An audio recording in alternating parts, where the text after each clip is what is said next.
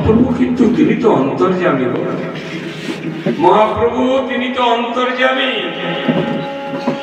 ভগবান তো ভক্তকে খালি পরীক্ষা করে। মহাপ্রভু ভোর বেলায় যখন প্রভাতে নামের বিশ্রাম দিয়েছেন, বিশ্রাম দিয়ে বলছেন, শিবাস শিবাস, তোমার বাড়িতে কি কোনো অঘটন ঘটেছে? তোমার বাড়িতে কি কোনো অমঙ্গল হয়েছে? শিবাস বলছেন, না প্রভু, যার বাড়িতে স্বয়ং ভগবান, তার অমঙ্গল হতে পারে? কতখানি বুকে পাষাণ রাখতে হয়। যার বাড়িতে স্বয়ং ভগবান, বাড়িতে কোনো অমঙ্গল হতে পারে না। না শিবাস, তোমার কথায় যেন কোথায় একটা কিছু লুকিয়ে আছে, তোমার কথায় কিছু একটা লুকিয়ে আছে শিবাস। আমি তোমার ঘরে যাব, আমি তোমার ঘরে যাব। তিনি দৌড়ে যখন ঘরে গেছেন, গিয়ে দেখছেন মালিনী মা তার সেই মরা ছেলেকে নিয়ে হাউ হাউ করে কাঁদছে। প্রভু প্রভু, শুনেছি তুমি তো নাকি ভগবান। মালিনী বলছে, ভালো করে শুনবেন, তবে গিয়ে বুঝবেন। কালকে জিজ্ঞাসা করলে আর বলতে পারবো না। মালিনী মা বলছেন, ভগবান, শুনেছি তুমি নাকি ভগবান। তুমি থাকতে আমার বাড়িতে মহাপ্রভু বলছেন, মা, মহাপ্রভু শিবাসের স্ত্রী মালিনীকে মায়ের রূপে স্নেহ করতেন। মা, আমি কেন, পৃথিবীর কোনো শক্তি নেই মরণকে সরাতে পারে। তুমি কি চাও বলো মা, আমি তাই করব।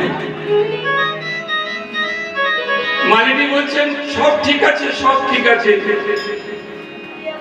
তুমি যদি ভগবান হও, তুমি আমার এই পুত্রকে পুনরায় আবার প্রাণ ফিরিয়ে দাও। তুমি যদি ভগবান, ভক্তেরি প্রাণ, তবে কেন দুঃখ দাও ভগবান, তবে কেন দুঃখ দাও? তুমি যদি ভগবান, ভক্তেরি প্রাণ, তুমি কেন দুঃখ দাও ভগবান, তুমি কেন দুঃখ দাও ভগবান, তুমি কেন দুঃখ দাও? মা, তুমি কি চাও বলো?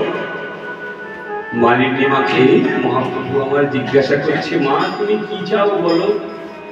না, আমি কিছু চাই না, আমি কিছু চাই না। আমার এই পুত্রকে তুমি আবার পুনরায় জীবিত করে দাও।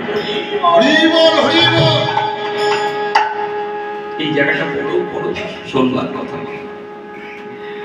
মালিনী মা বলছে, তুমি যদি ভগবান, আমার এই মরা পুত্রকে তুমি পুনরায় আবার জীবিত করে দাও।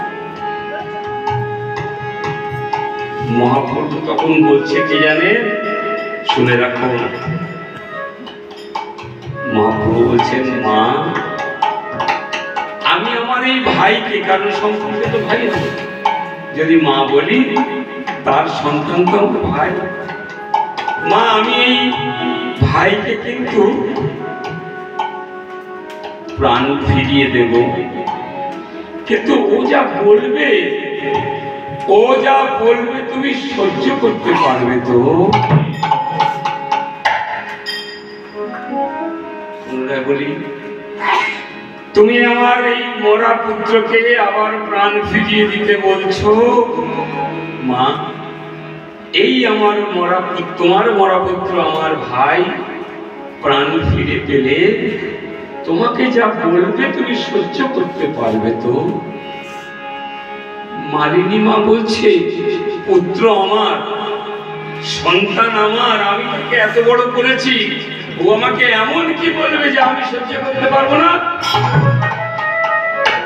আমি তো জানি আমার ছেলে, আমি তো আমার ছেলেকে জানি, এমন কি বলতে পারে যে আমি সহ্য করতে পারবো না? বলে, মা সেটা আমি জানি না, কিন্তু ও প্রাণ, তুমি অত কথা বুঝি না বাবু, তুমি আমার সন্তানকে, মরা পুত্রকে আগে প্রাণ ফিরিয়ে দাও। বেশ মা, তাই যেই করেছেন কি জানেন, মহাপ্রভু তার হাত দুটি দিয়ে যখনই বলেছেন, ভাই একবার জাগো তো, দেখো না তোমার মা কত কাঁদছে, দেখো না তোমার মা কত কাঁদছে, যেমনি গায়ে হাত দিয়েছে গো, সঙ্গে সঙ্গে মরা ছেলেটি উঠে বসেছে। তাই গৌর হরি বল, হরি বল।